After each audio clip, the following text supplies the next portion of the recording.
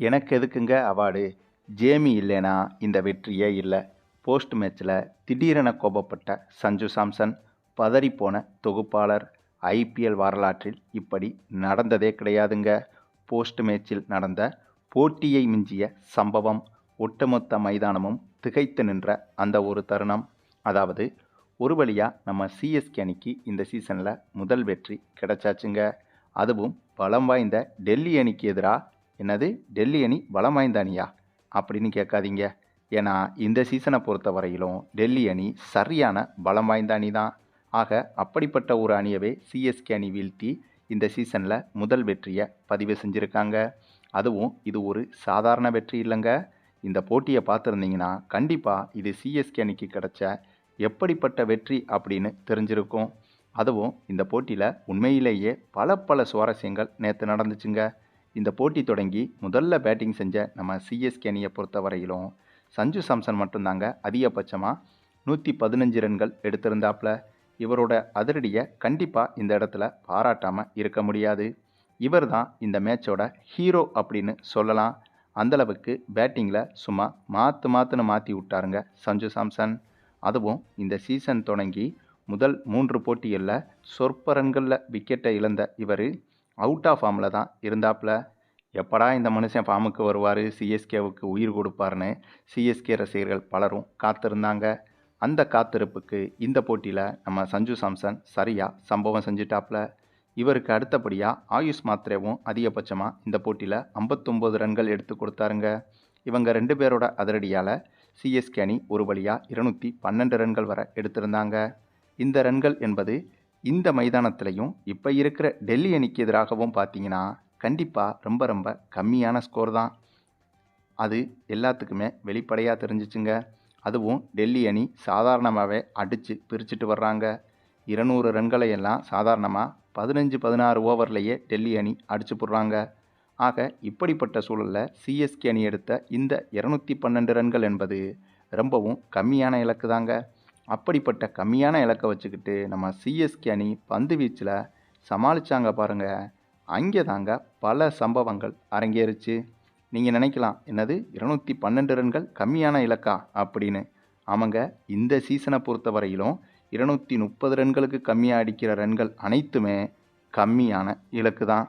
அந்தளவுக்கு இந்த சீசனில் நம்ம சிஎஸ்கே அணியை தவிர மற்ற எல்லா அணிகளுமே பேட்டிங்கில் காட்டுன்னு காட்டிட்டு வராங்க.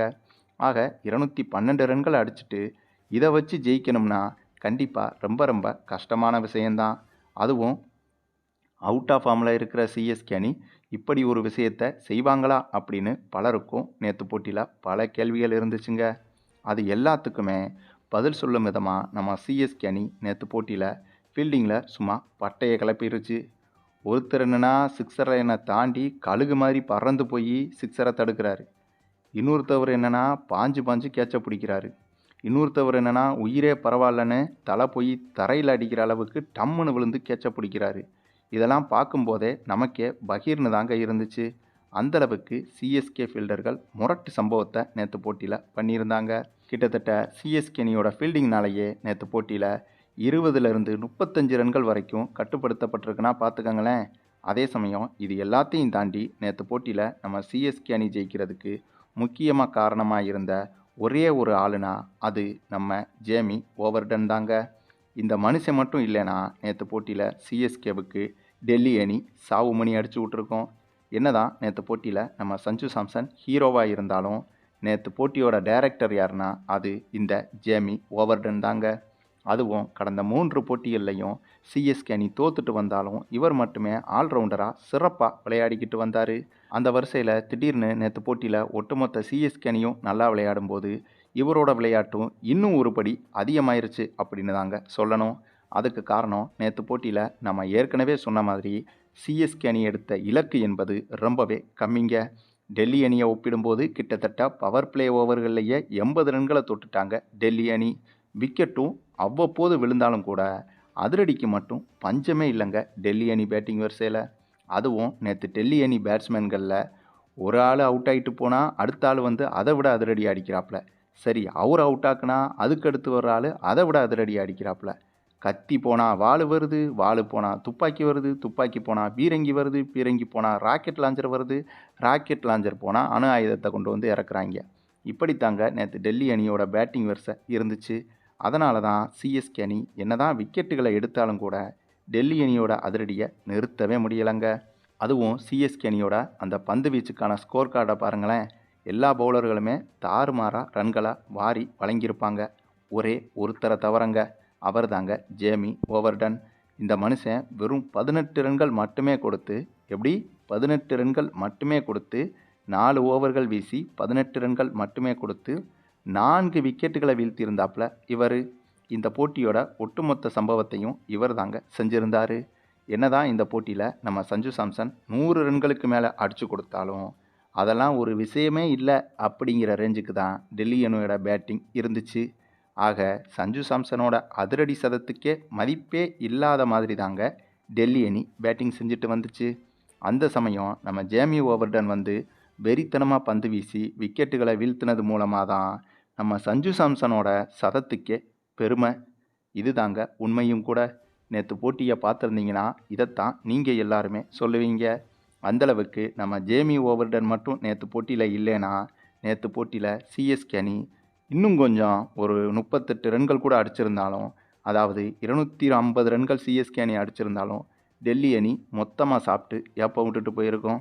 ஆனால் ஜேமி ஓவர்டன் என்ற அந்த ஒரே ஒரு ஆலமரம் தாங்க நேற்று நம்ம சிஎஸ்கே அணியை தாங்கி பிடிச்சிச்சு.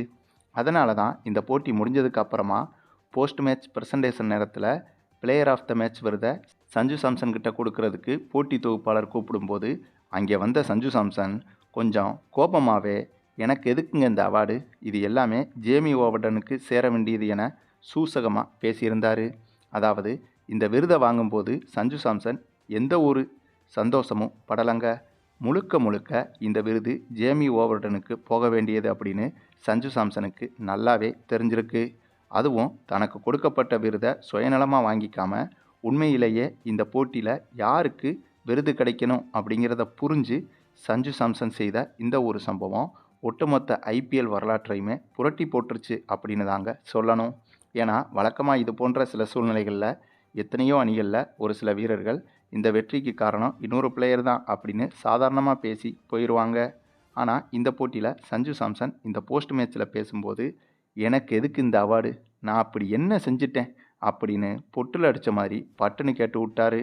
இது மாதிரி ஒரு சம்பவம் ஐபிஎல் வரலாற்றில் நடந்துச்சா அப்படின்னு கேட்டிங்கன்னா கண்டிப்பாக கிடையாதுங்க. ஆக நேற்று போட்டியில் தான் உச்சக்கட்ட பரபரப்புனா, போட்டி முடிஞ்சதுக்கப்புறம் போஸ்ட் மேட்ச்லேயும் உச்சக்கட்ட பரபரப்பாக தாங்க இருந்துச்சு.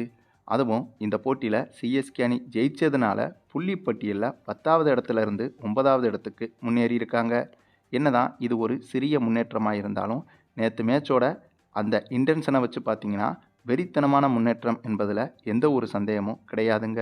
அந்தளவுக்கு நேற்று சிஎஸ்கே அணி ஜெயித்த ஒரே ஒரு மேட்ச்சு சிஎஸ்கேவோட மொத்த ஃபார்மையும் திரும்ப கொண்டு வந்துடுச்சு. அந்தளவுக்கு தான் சிஎஸ்கே அணியோட நேற்றைய வெற்றி என்பது வேறு லெவல் வெறித்தனமாக இருந்துச்சுங்க. அதுவும் நேற்று போட்டியில் சிஎஸ்கே அணி ஃபீல்டிங்கில் இருக்கும்போது ஆரம்பத்தில் கொஞ்சம் சொதப்பலாக தாங்க இருந்தாங்க. ஆனால் கரெக்டாக நம்ம நூர் அகமது பறந்து போய் ஒரு 6 தடுத்து நிப்பாட்டினா இருப்பாருங்க. அந்த தருணத்திலிருந்து நூர் அகமதுவோட அந்த ஒரு இன்டென்ஷன் என்பது ஒட்டுமொத்த சிஎஸ்கே அணிக்கும் பரவுச்சுங்க. அதுக்கப்புறம் தான் CSK on fire in the ground. சரி, நீங்கள் சொல்லுங்கள், சிஎஸ்கே அணியோட இந்த ஒரு வெற்றியை பற்றியும் குறிப்பாக சிஎஸ்கே அணியோட ஃபீல்டிங், பவுலிங், பேட்டிங் என ஒவ்வொரு விஷயத்தை பற்றியும் நேற்று போட்டியில் சிஎஸ்கே அணி எப்படி பெர்ஃபார்ம் பண்ணியிருந்தாங்க அப்படிங்கிற விஷயத்தை பற்றியும் கமெண்டில் தெரிவிங்க. நேற்று போட்டியில் உங்களுக்கு பிடிச்ச தருணத்தையும் மறக்காமல் கமெண்டில் சொல்லிட்டு போங்க. மேலும் இந்த வீடியோ பிடிச்சிருந்தால் லைக் பண்ணுங்கள், மற்ற அனைவருக்கும் ஷேர் பண்ணுங்கள், மறக்காமல் நம்ம சேனலை சப்ஸ்கிரைப் பண்ணுங்கள்.